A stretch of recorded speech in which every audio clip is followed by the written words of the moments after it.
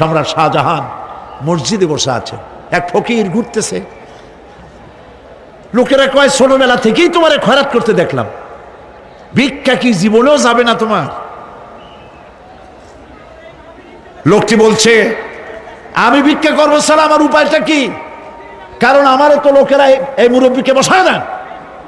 এই লোকটি আমি ভিক্ষা করা ছাড়া করবো কি? লোকেরা তো আমার 60 টাকা 50 টাকা 100 টাকা দেয় না, 4 আনা 5 আনা 1 টাকা এই আমার দেয়, এ দিয়ে আমি বড় লোক হবো কেমন? লোকটি বলছে আচ্ছা দেখো, তুমি তো জায়গা মতো যাইতে পারো নাই, বাদশার কাছে যাও, এমন দেওয়া দেবে জীবনে আর খয়রাত করা লাগবে না। তো বাদশার কাছে কি খয়রাতি যাইতে পারে কোনোদিন? কয় হ্যাঁ এখন পারবা। কেমনে?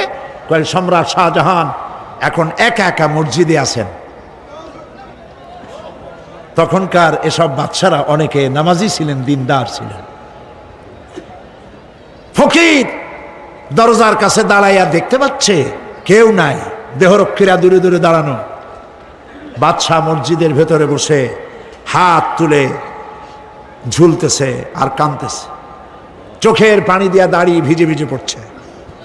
এই দৃশ্য অনেকক্ষণ দেখলো ফকির। কিছুক্ষণ পর সম্রাট শাহজাহান মসজিদ থেকে বেরিয়ে আসছে। ফকির বলছে আসসালামু আলাইকুম হুজুর। তিনি বললেন ওয়ালাইকুম আসসালাম, চলে গেল। বাদশা বলল আমার কাছে তো কেউ আইসা কিছু না চাইয়া তো যায় না, এরে দেখলাম খয়রাতির মতো কিছু চাইলো না, বেটা ভয় করলো নাকি? হ্যাঁ আমি এদিকে আসো। আসছে। ভয় পাইছো? কয় না ভয় পাইনি। তো কিছু যে চাইলে না? ফকির বলছে জাহাপানা সত্যিই কিছু চাইতে আসছিলাম, তারপর চাইলে না কেন? ফকির বলছে জাহাপানা সারা জীবন ভিক্ষা করেছি, আর আজ দিল্লির সম্রাটের কাছে বেশি পাওয়ার লোভে এসেছিলাম, কিন্তু আপনার দশা দেখা আমার জ্ঞানের চোখ খুলে গেছে।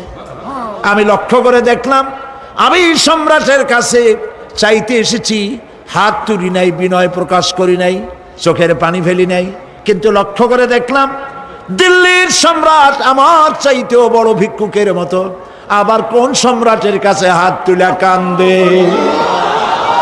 আমার জ্ঞানের চোখ খুলে গিয়েছে, আমি বুঝতে পেরেছি সম্রাট কান্দে যেই সম্রাটের কাছে, তারে ছাড়া আর কারো কাছে জীবনে চাইব না।